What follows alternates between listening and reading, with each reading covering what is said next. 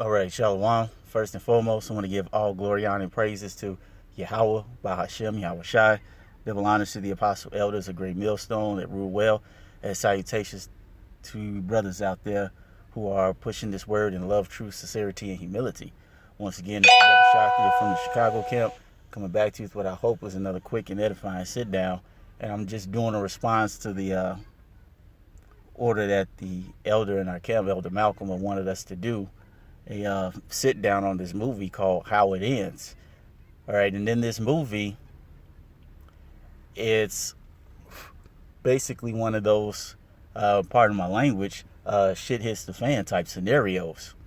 Okay, now the thing is with the movie, in the end, they leave it open to you to interpret what you think might have happened, but even with that, the film displays a lot of things that are going to be happening during the time of when shit hits the fan, or as the Bible calls it, Jacob's trouble. You know what? Let me get that.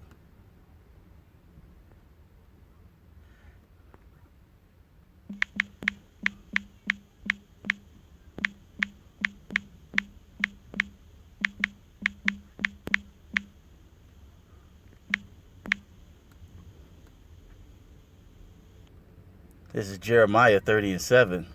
It says, Alas, for that great day is so, that none is like it. Even it says, Alas, for that day is great, so that none is like it. It is even the time of Jacob's trouble, but he shall be saved out of it. All right. And so what you have in this movie is a whole bunch of scenarios happening that cause about the downfall of not only America, but the world as a whole. And it all starts with communications going down. All right. Meaning like cell phones, fax machines, anything that deals with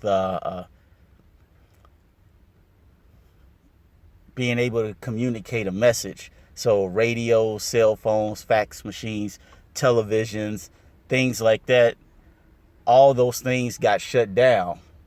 And so what you had after this was a domino effect of panic and widespread terror because people weren't able to communicate with their family members. They didn't know what happened to their family members. All they know is that they just can't get in contact with them. And as you see in this picture, the two main characters, Forrest Whitaker, and I forgot this guy's name, but he was in I believe it was in Underworld Blood Wars, and I believe he was in the Divergent series. But you know, he's pretty well known. Okay, and so what you have in this film is, as I said before, just a domino effect of bad things happening. And this film revealed a lot of things, like many commercials, movies, and shows are starting to air a lot now. They're starting to show movies and television shows with plots of civil unrest and the downfall of humanity. And in this film, you had many things like martial law, you had sedition, you had what you could possibly perceive as earthquakes, possibly a nuclear fallout. It was just a whole bunch of things. Now, you, as I said before, you don't know specifically what happened to necessarily bring all this upon the world, but the movie did display things that let you know this could have been a possibility that it happened. And so we're going to go to, because we're going to make this real quick. We're not going to stay here long. Second Ezra, the 15th chapter, starting at the 14th verse.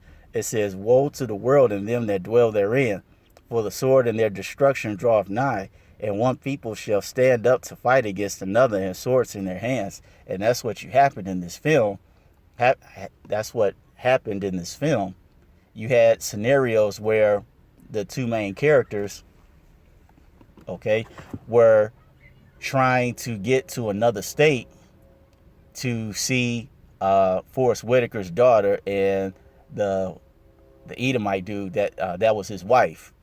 Okay, the woman main character was Forrest Whitaker's daughter and the wife of the other guy. So they were going across the states trying to get to her, and they ran into these towns where you had these, I guess for lack of a better phrase, militia groups, and they were just outright vicious.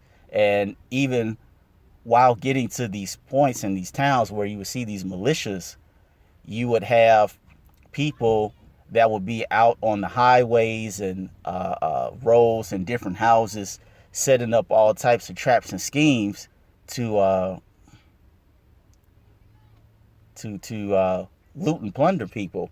And that's what these next verses are going to get into. It says, a man shall desire to go into the city and shall not be able to. Because when they first started this trip, they being Forrest Whitaker and his son-in-law, the first thing was a military checkpoint. And it was like, you can't go here. You have to make a detour. And the only way that they were even able to get past is because Forrest Whitaker used to serve. I believe he served in the Marines, if I'm not mistaken. That was the only reason why they were able to get past. Other than that, everybody got turned around and detoured because they were the whole nation was under a state of emergency, also known as martial law. And it says, because of their pride, the city shall be troubled, the houses shall be destroyed, and men shall be afraid. In this movie, many men's houses were plundered,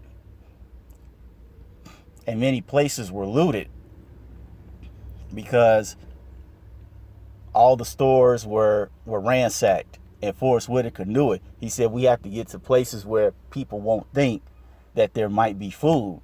And that's how they were able to scavenge up food and supplies, because things were just so scarce. It says, a man shall have no pity upon his neighbor, but shall destroy their houses with the sword and spoil their goods because of the lack of bread and for great tribulation. And which was true. You know, in this movie, it was every man for himself. You know, if somebody saw that you had gas, they would try to set up roadblocks or a trap to see if you would stop. And then once you would stop, guys would come out the cut, you know, with shotguns and all other types of weapons, talking about give up the goods. And when you get taken by surprise, you don't have any choice but to give up the goods. And it was a very dangerous scenario because they couldn't trust anybody. All right. And because they couldn't trust anybody, it was a shoot first, ask questions later. And that's why they were so afraid to stop and help people, because things were so violent, things were so hopeless, things were so desperate. All right. That people resorted to their basis level of humanity, for lack of a better phrase. All right. And so next we're going to go to Zephaniah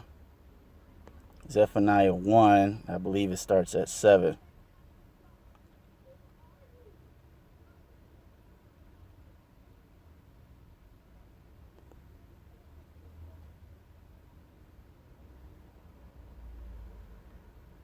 Yeah. Zephaniah 1, starting at 1. It says, the word of Yahweh which came to Zephaniah, the son of Cushai, the son of Gedaliah, the son of Amariah, the son of Hezekiah, in the days of Josiah, the son of Ammon, king of Judah. It says, I will utterly consume all things from off the land, saith Yahweh. And in that movie, everything was true. Everything was consumed. All right. The oceans were messed up. The cities were messed up. It either looked like they got hit with volcanic ash, an earthquake, or it got hit by a nuke. All right. Or some type of heavy tank fire. All right. There was unusual anomalies of weather in the sky. You had lightning storms come out the blue. When they were traveling on this highway, they noticed that in the clouds that there was an unusual lightning pattern. They were talking to each other. They said, "Have you ever seen clouds like this before?" And he said, "No, I haven't." He said, "This is highly unusual." All right. And there were different types of not only weather anomalies, but man-made things that happened that pretty much consumed many people and many things off the face of the earth. When the son-in-law finally got to the town where he thought his wife was going to be, that place was utterly desolate. Okay, buildings were burnt down, broke down, tore down. You had toxic air and ash. You had cars and boats and buildings just lying in the middle of the block. There was no animals, no people, no dogs, no flowers, no nothing. Okay, everything was just death. And it says, then the next verse goes into it. I will consume man and beast. I will consume the fowls of the heaven and the fishes of the sea and the stumbling blocks with the wicked. And I will cut off man from off the land, saith the Lord. Right? Because when the son-in-law went back to the town where he thought his wife was going to be, there was nobody. And when I mean there was nobody, there was nobody. It would be the equivalent of you being the only person in the entire city of Chicago. All right, that's how desolate and devastated that place was when the son-in-law went back to the town to where he thought his wife was. All right. Yeah.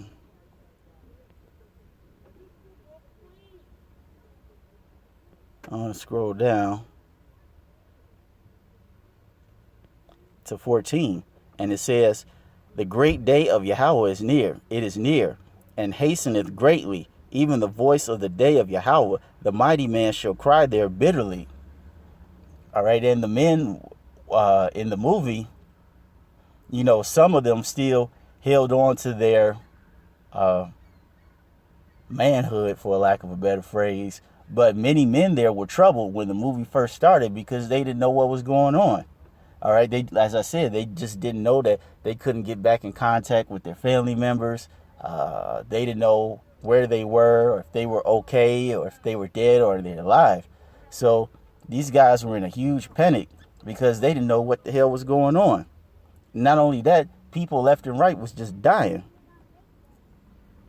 And it says that day is a day of wrath, a day of trouble and distress, a day of wasteness and desolation, a day of darkness and gloominess, a day of clouds and thick darkness. All right. And that's what you had in that movie. It was a day of wrath, a day of trouble, because it was every man for himself. And it says a distress, a day of wasteness and desolation, because all the cities were desolate. And in the final scene of the movie, you're not sure what happens. All you know is just literally a thick cloud was coming toward them. You don't know if because it was a nuclear warhead or a volcano. You just knew that it was a big, thick cloud and the ground was just crumbling after them. It was a fearful thing to behold. And it says a day of darkness and gloominess, a day of clouds and thick darkness. Yes, because in many places they went to, there were clouds of thick darkness because of a possible atomic bomb. All right, you had fires. You had fires that were as big as some major cities. And it was just thick clouds of just darkness that just covered miles and miles of land. So this movie gave you a very, very good insight into the future, the very near future of what's going to happen to America and how people are going to act. Okay, I highly recommend this movie, and you brothers go check it out at your leisure. It's, once again, I say it's very good, good actors, good story. So I'm not going to prolong this any longer, but I hope you all were edified, and until the next sit down, we're going to say shalom.